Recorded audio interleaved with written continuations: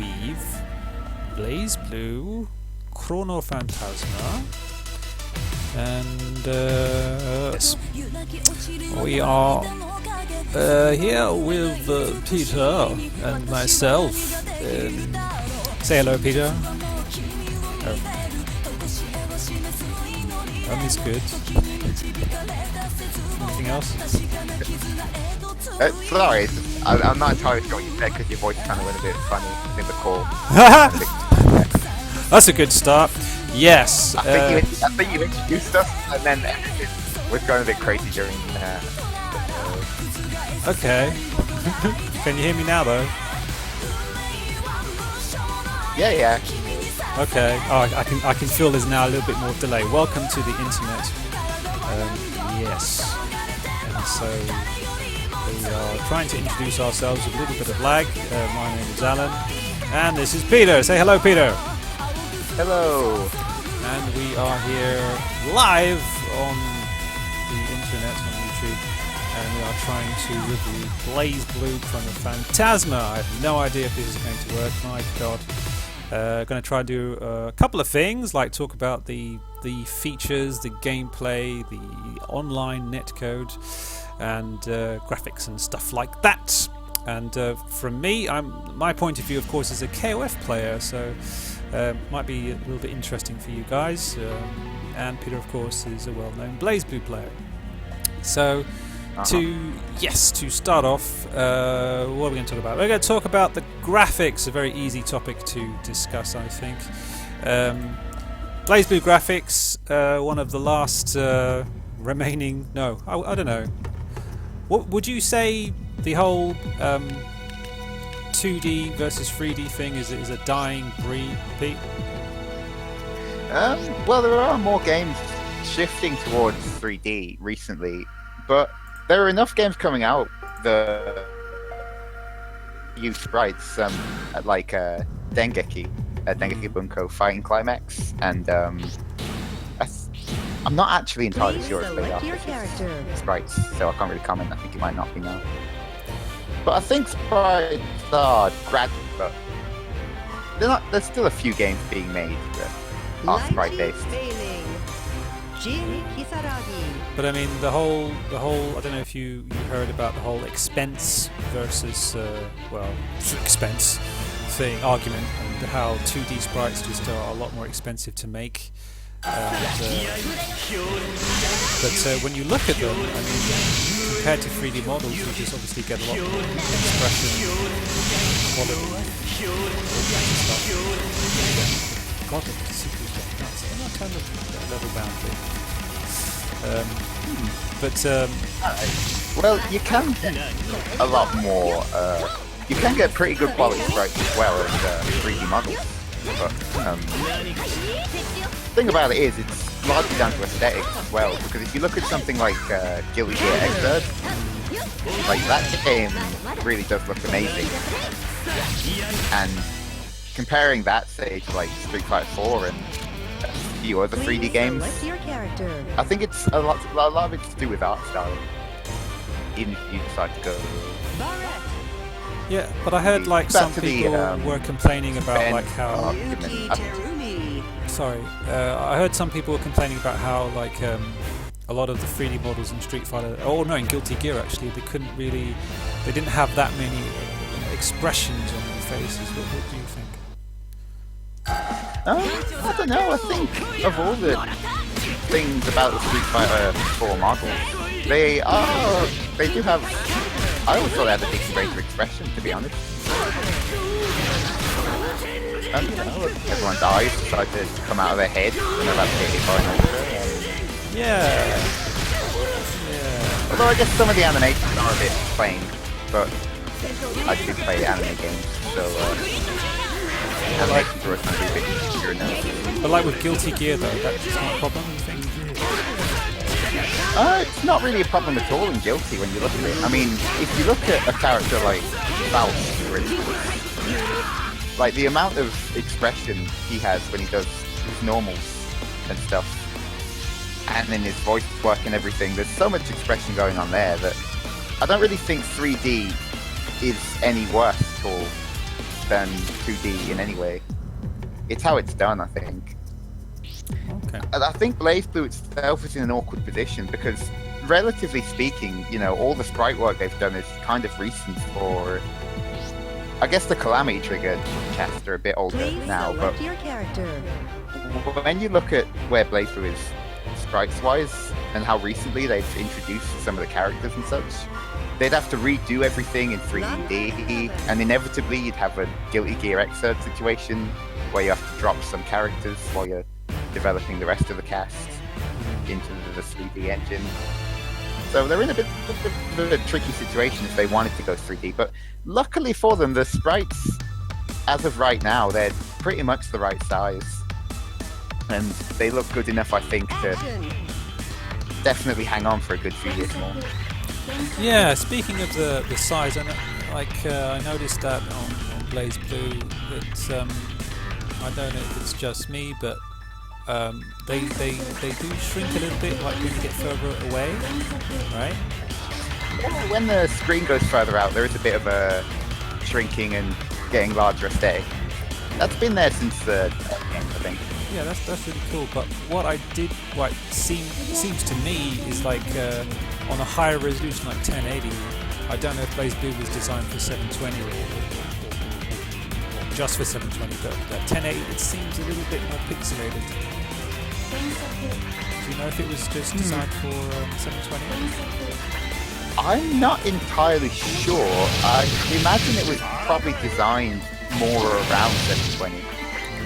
I mean, maybe they could have looked into how it scaled a bit better, but I think it was probably designed more than, you know, wanting that 60 FPS on the arcade hardware. Yeah. Wanting to keep stuff down there. Yeah, technology is a bit of a pain in that regard. Yeah, especially locked onto things like Nexus and whatnot. Yeah. So I'm just messing around with all the new characters I'm making. I'm doing really. Oh, come on. It's kind of. Oh, the wrong way. Okay. What was I saying? Yes. So. Otherwise, what I did on my this is the PS4 version, by the way, guys. And if you have a question, feel free to drop into the chat. I am looking at everything at once. It's quite difficult. Oh my word! Spotted someone already. What was it? What was I saying? You were saying you were playing around there. Did I have a point? No, good, lovely. As far as I can tell, you said you were messing about doing things there. Oh, okay, that's great. Yeah, got the combo. I can't think and combo at the same time. It's really bad.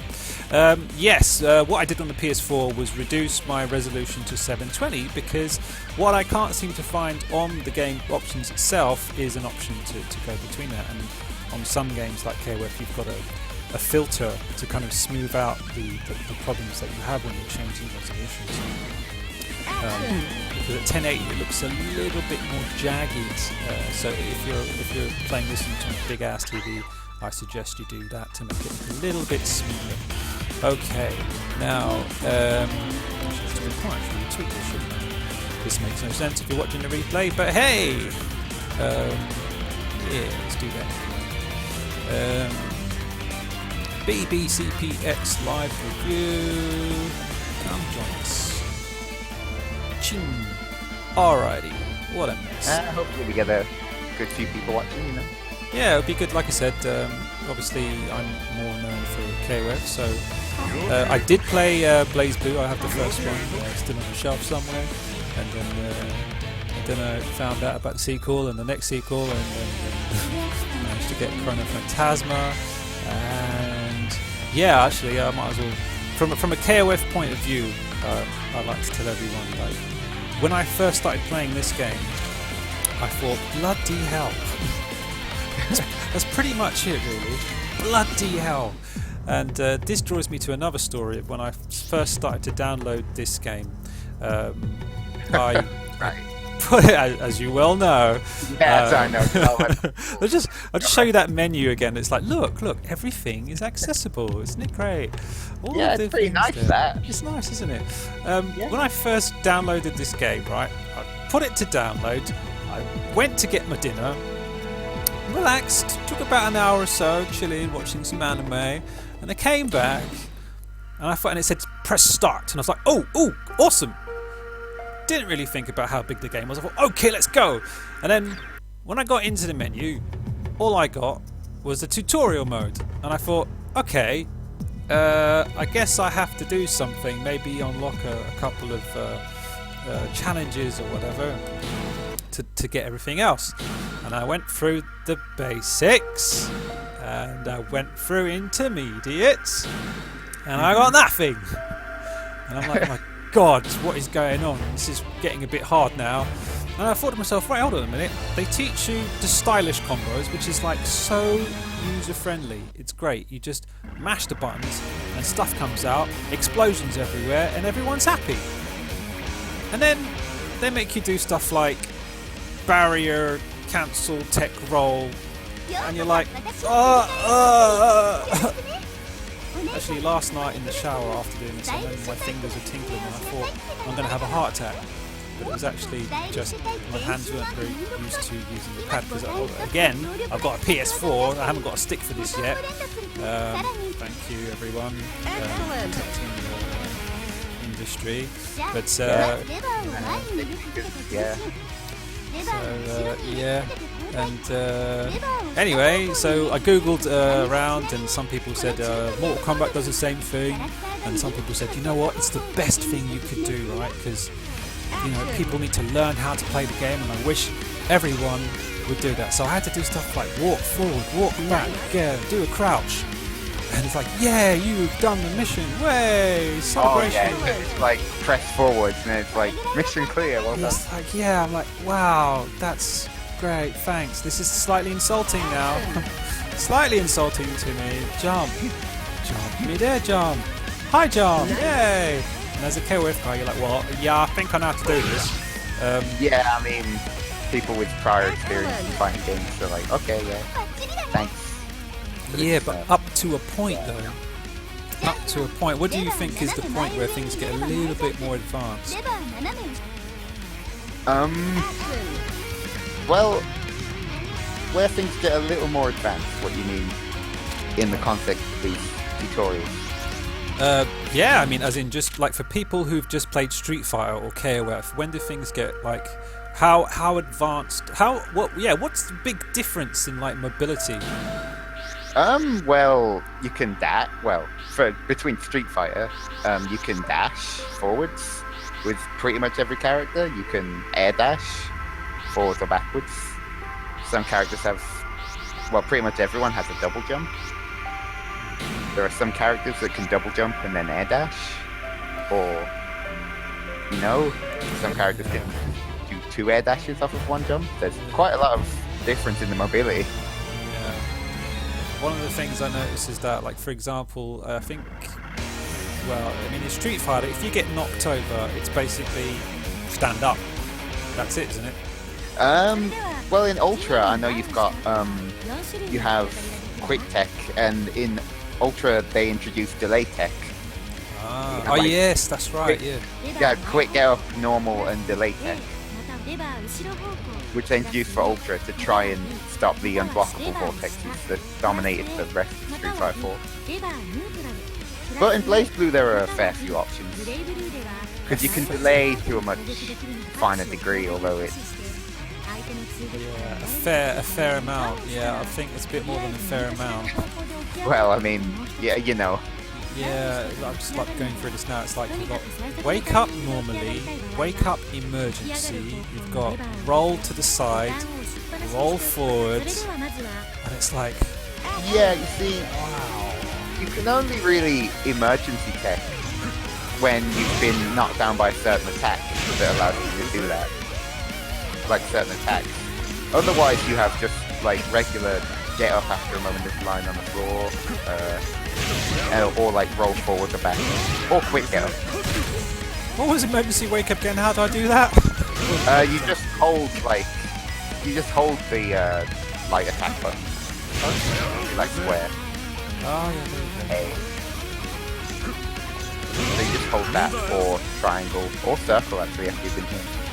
A, B, and C respectively. Just trying to you can go forward, back, and you can just wake up normally. It's really, really flexible. That's one thing I do like about the system. But in another way, it's kind of like kind of scary, a little bit daunting. So A tiny bit, but it's easy enough to get a hang of. yeah, with a bit of practice, of course. Right, let's have a look at the other modes in the game now. Oh yeah. Oh dear. Right, so talked about that. Let's have a look at the features of Blazblue Chronophantasma.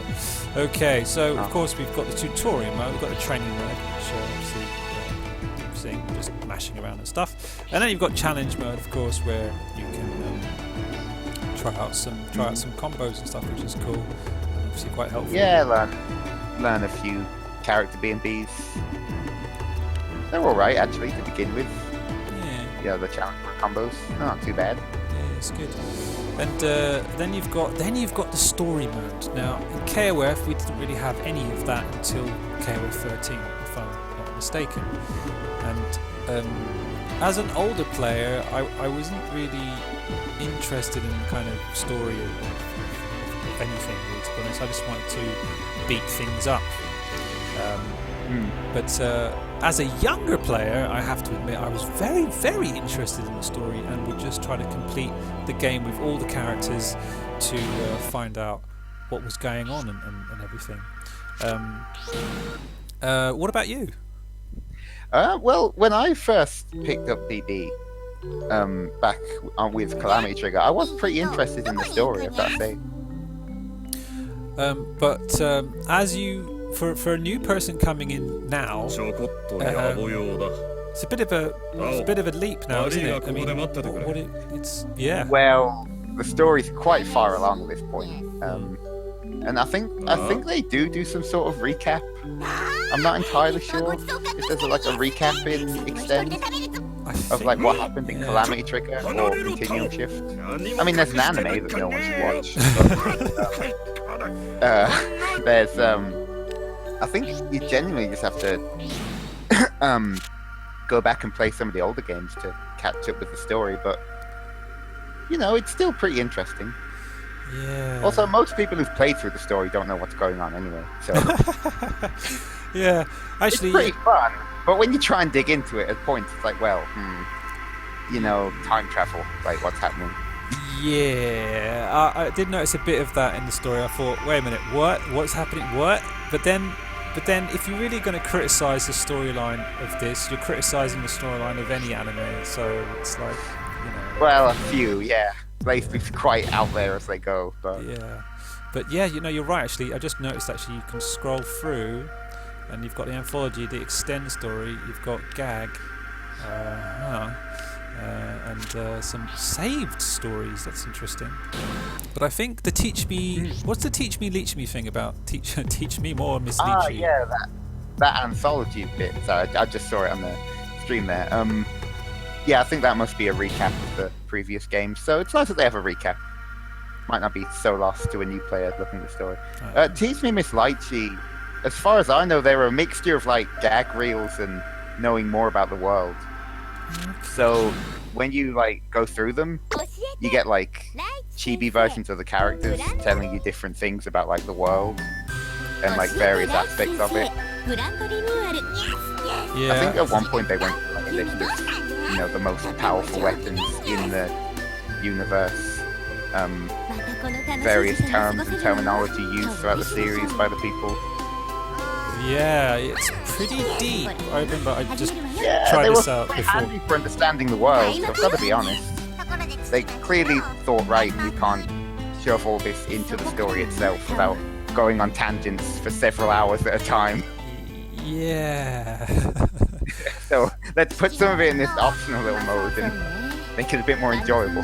Yeah. Well, yeah. I mean, if I think about how I was, and if I picked this game up or the series up like when I was a younger person, I definitely have my hands full, and quite happily so, because there's a whole lot of characters, a whole lot of things going on, and the game at least gives you all of that information if you're looking for it in some way.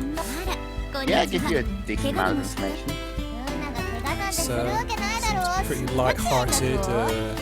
People getting kicked into the sunset, into the sky, common type anime moments. Yeah. Right. Okay. Let's see. So that's the story stuff. Notice there on the PS4. It's quite interesting. It will, if you're trying to stream this on the PS4, it's going to block some of these sections, which is a bit strange.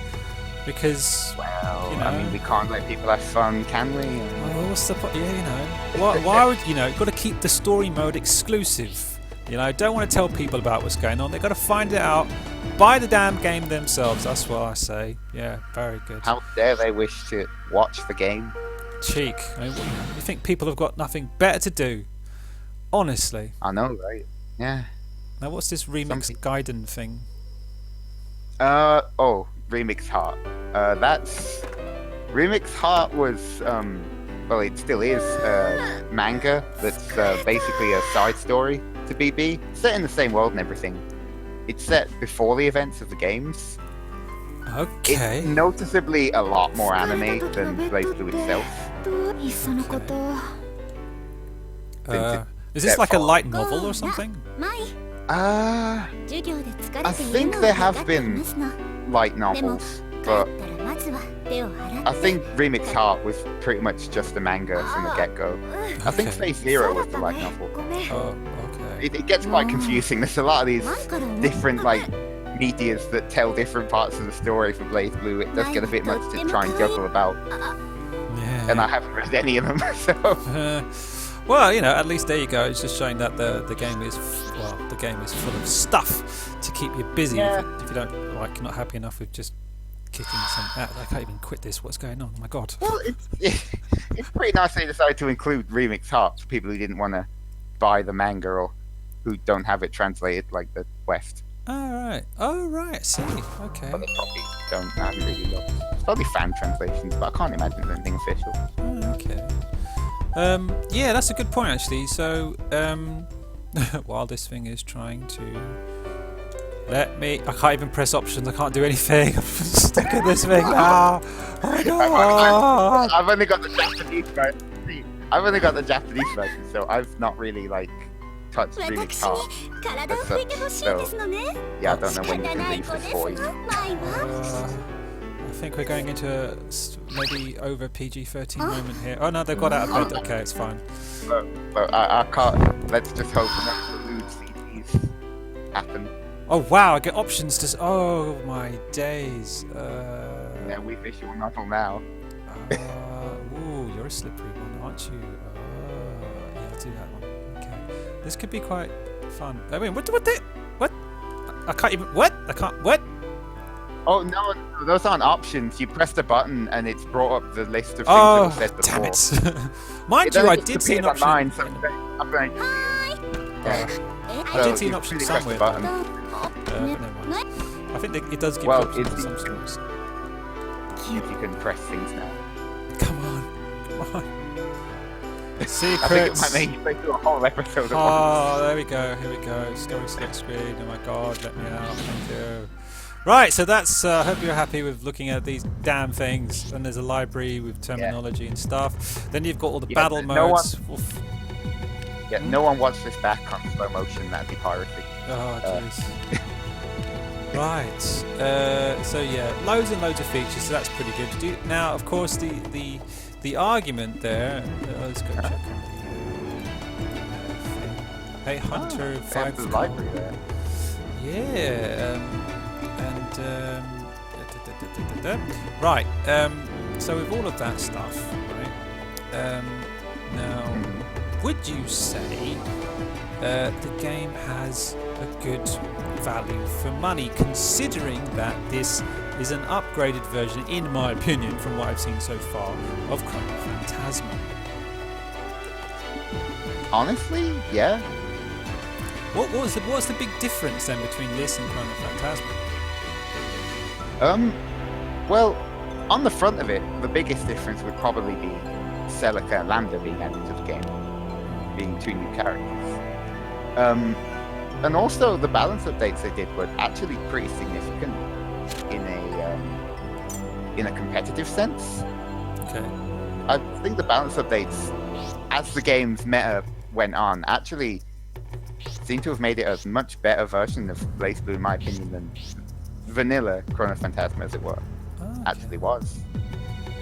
But in terms of other stuff, they also added I think they added some gag reels to the story and whatnot. So I guess if you hadn't been through the story for a more casual player, I'm not entirely sure on whether the value for money is entirely justified. But competitively, I'd say so. It's been quite a while since Chronophantasma was released, after all, initially. But would you say the choice to buy this game is a bit different between the tournament player and the casual player? Considering that, of course, we have another sequel coming up. I think it's like with any fighting game, to be honest, for the tournament player. It's the latest version being released, and as such, you kind of want to get your hands on it and be up to date. Cool, okay. Make sure you're playing the latest version. Alright, sounds good. Okay, let's have a look at the network options then. I've just gone into the network screen, and as you can see, you've got the typical ranked match, player match, and one thing that a lot of players are quite envious of is the online lobby, so we're going to show you how that's working. The lobby is great. The lobby is truly great. And yeah, as you can see, you've got there all the rooms. There's not many people, or is it? How does this work again? I mean, you've got. Why has Torifune got this little marker next to it?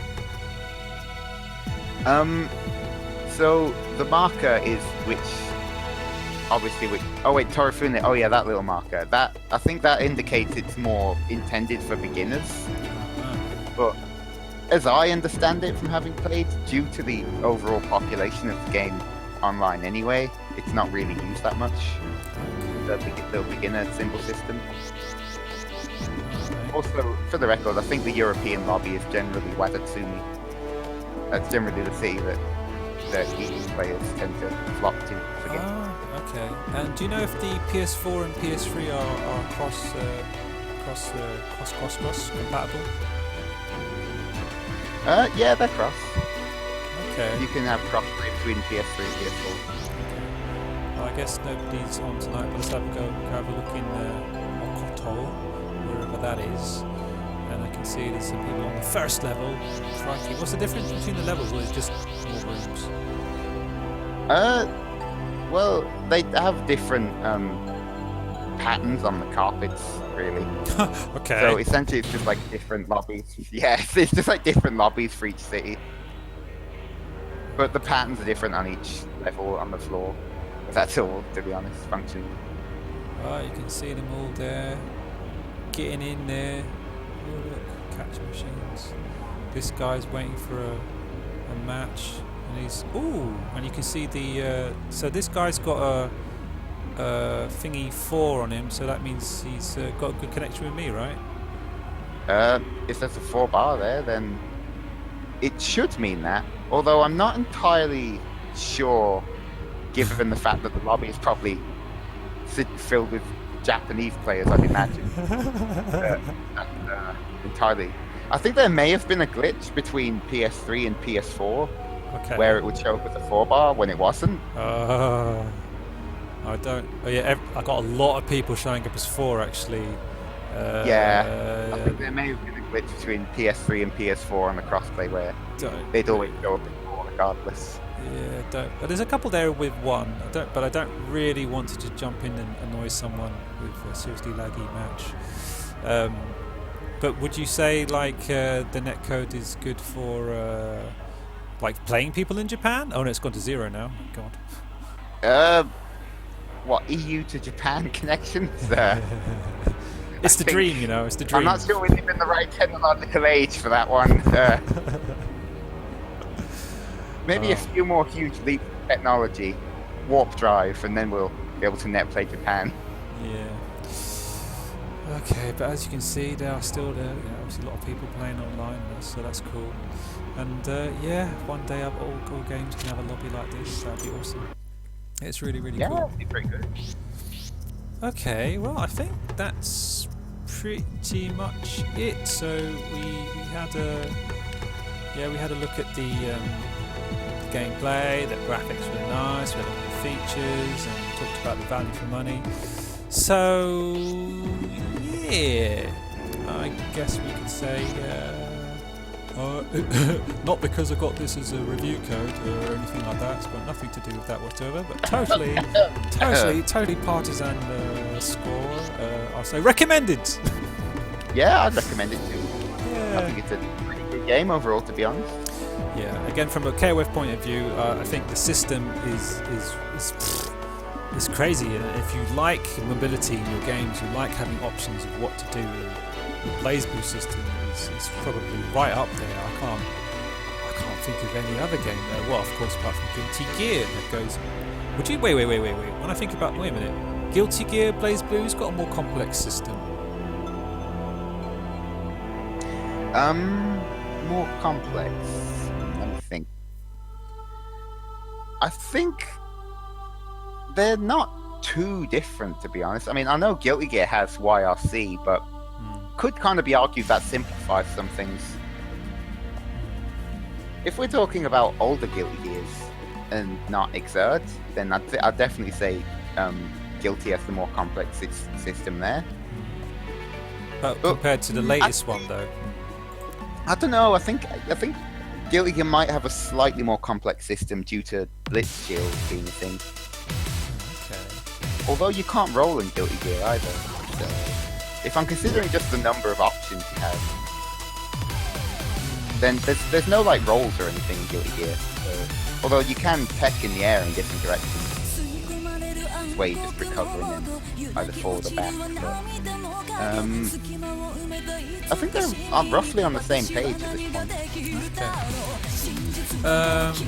Now you yourself are pretty much a Blazblue player, and what do you think about Guilty Gear? I think I'm not too great a fan of Exerd myself, but I don't honestly think it's a terrible game or anything. It's not quite my personal taste. You know, I personally, I just don't like YRC too much as a mechanic.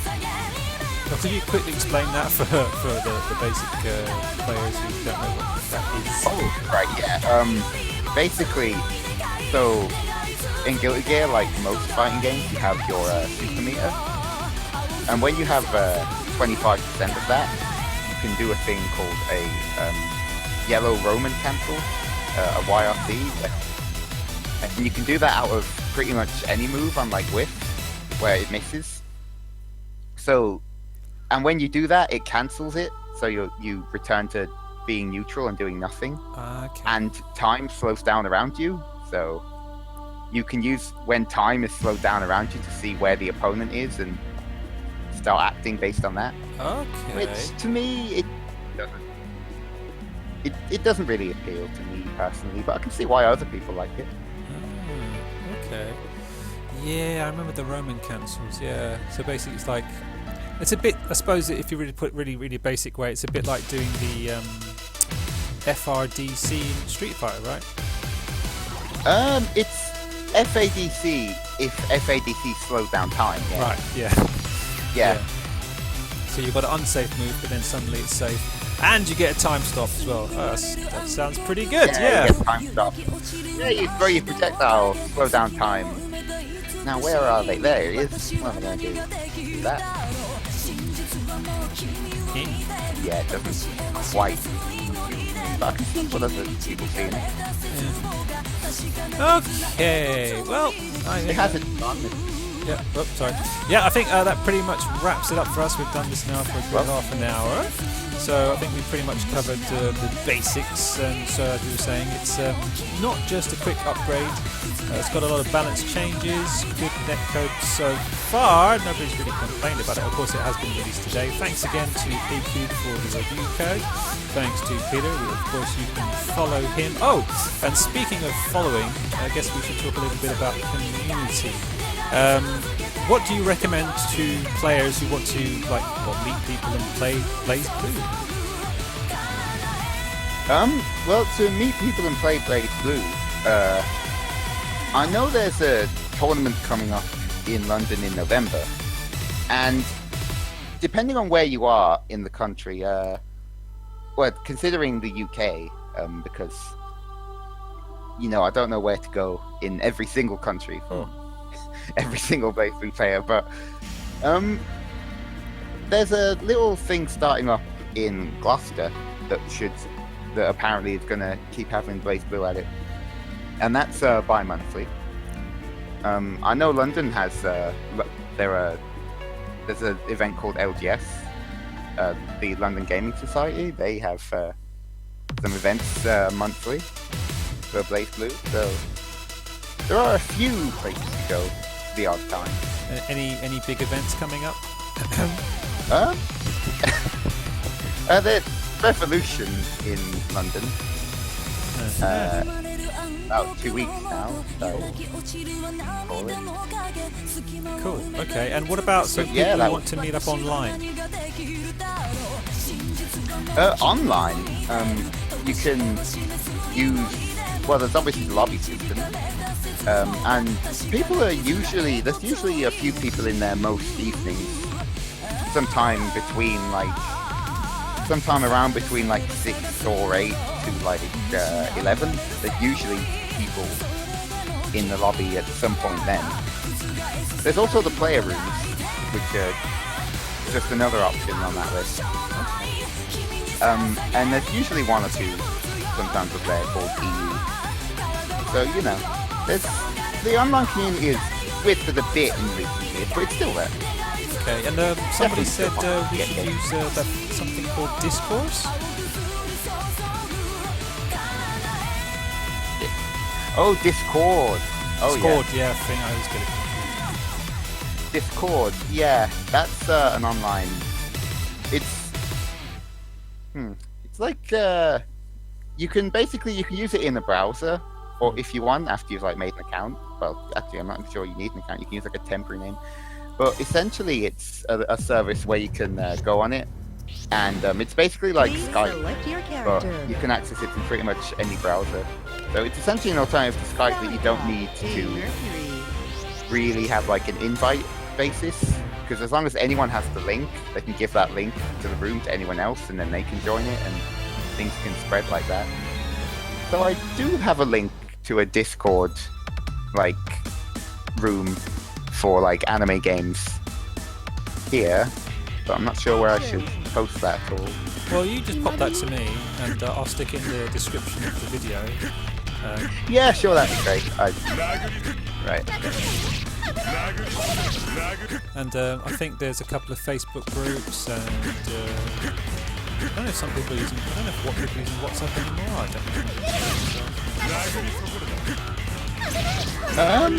I think there's a few WhatsApp groups knocking about, but WhatsApp groups usually to be in the WhatsApp group, someone has to invite you to a WhatsApp group, and then that would involve you already knowing people, and it's in terms of new people getting into it, yeah, Discord is probably one that's better answer to that. Yeah, the whole invite thing is a bit. We like inclusivity. Yeah, inclusivity. Yeah, make it easier for people to get into. Cool, okay, I think that should be it. So I'll leave some links for everyone in the description of the video, and as you can see, I'm getting into this new character, which I always thought it was like Celicio or Silly thing, but it's not. It's Celica or something like that. How do you pronounce her name? Celica or something. Hello. Okay, it's probably gone. Right, well, I better finish up now. So thanks again to Peter. I'll give you the links for everything. And thanks for checking out the review. I hope you enjoyed it. And if you want to pick up Blazblue CPX, it's available from P-Cube and I think digitally and in the stores now. Thanks for watching. This is Gunny and Peter. We'll see you next time.